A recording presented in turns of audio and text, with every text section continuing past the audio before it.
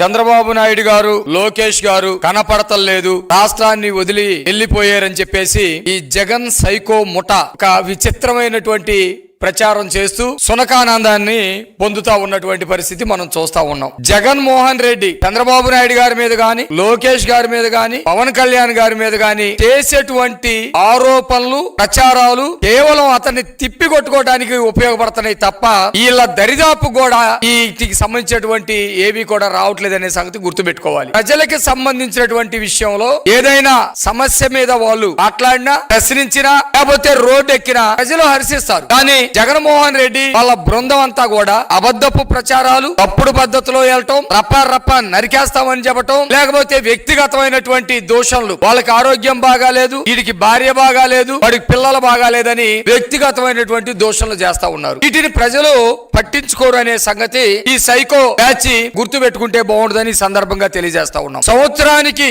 365 రోజులుంటే 365 రోజులు రాష్ట్రం కోసం, రాష్ట్ర సంక్షేమం కోసం కష్టపడేటువంటి మనస్తత్వం ఉన్నటువంటి వ్యక్తి చంద్రబాబు నాయుడు గారు. తన 75 సంవత్సరాల వయసులో కూడా ప్రతి రోజు 18 గంటలు కష్టపడతా ఉన్నటువంటి వ్యక్తి ఈ రోజు చంద్రబాబు నాయుడు గారు అనే సంగతి అందరికీ తెలిసిందే. జగన్మోహన్ రెడ్డి విధ్వంసం చేసినటువంటి వ్యవస్థలు మొత్తం గత 18 నెలల కాలం క్రితం ఉంటే ఆ వ్యవస్థల మొత్తాన్ని గాడిలో పెట్టడం కోసం రోజుకి 18 గంటలు నిద్రపోకుండా రాష్ట్రాన్ని గాడిలో పెట్టడం, వ్యవస్థల్ని గాడిలో పెట్టడం, రాష్ట్రంలో సంక్షేమాన్ని ముందుకు తీసుకెళ్లటం, రాష్ట్ర అభివృద్ధిని ముందుకు తీసుకెళ్లటం రాష్ట్ర ప్రజలు గమనిస్తా ఉన్నారు. 365 రోజులు సంవత్సరానికి కష్టపడుతూ రోజుకి 18 గంటలు కష్టపడేటువంటి వ్యక్తి కుటుంబ సభ్యులతోటి నూతన సంవత్సరం సందర్భంగా 4 రోజులు విదేశాలకు వెళ్లి భార్యాబిడ్డలతోటి ఉంటే ఇది కూడా ఓర్చుకోలేకపోతూ ఉన్నారు. ఇదా మీరు మాట్లాడేది? రాజకీయం కోసం మాట్లాడాలంటే ఇదా మీరు మాట్లాడేది? రాజకీయం కోసం మాట్లాడటానికి మీకు ఎటువంటి అంశాలు లేకుండా పోతున్నాయి. ఈ రాష్ట్రంలో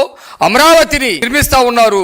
శరవేగంగా రోడ్లు, భవనాలన్నీ నిర్మాణం జరుగుతా ఉన్నాయి. పోర్టు నిర్మాణాలు జరిగినాయి. రాష్ట్రంలో రింగ్ రోడ్డుకు సంబంధించి రైతుల సమస్యలు తీర్చడం దగ్గర నుంచి అన్ని కూడా ఓ పక్కన వేగంగా పరిగెత్తుతా ఉన్నాయి. పోలవరాన్ని టార్గెటెడ్ గా పనిచేస్తా ఉన్నారు. టార్గెట్ పెట్టుకొని పోలవరాన్ని పూర్తి చేయడం కోసం రేపు పుష్కరాల టైం కల్లా పూర్తి చేయాలని చెప్పేసి చేస్తా ఉన్నారు. దాదాపు ఇప్పటికీ 50,000 కోట్ల రూపాయలు పైచిలకు పెన్షన్లు ఇచ్చినటువంటి పరిస్థితి ఈ రోజు చంద్రబాబు నాయుడు గారి కూటమి ప్రభుత్వంలో ఉంది.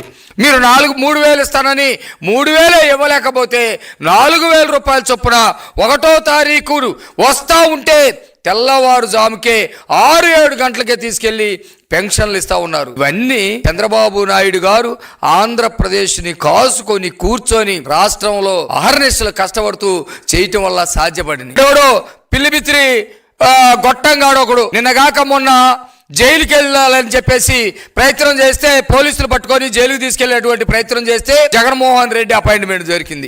అంతకుముందు జగన్మోహన్ రెడ్డి ముఖ్యమంత్రిగా ఉన్నప్పుడు ఎమ్మెల్యేలకు అపాయింట్మెంట్స్ లేవు, మంత్రులకు లేవు, ఎంపీలకు లేవు. స్వయం వాళ్ళ ఎంపీలే చెప్పారు జగన్మోహన్ రెడ్డి కనీసం 2 నిమిషాలు కూడా మాతో మాట్లాడని. ఒక అతను సోషల్ మీడియాలో విర్రబీగుతా ఉంటే అతనికి 41 నోటీస్ ఇచ్చి అతను తీసుకెళ్లి మన రాయలసీమలో ఒక పోలీస్ స్టేషన్ తీసుకెళ్తే ఆ రోజు జగన్మోహన్ రెడ్డి చెప్పాడంట, వెంకటరెడ్డి నువ్వు మాత్రం బ్రహ్మాండంగా ఉన్నావు, బాగా చేస్తున్నావు, ఇక బాగా చెయ్యి అన్నాడట.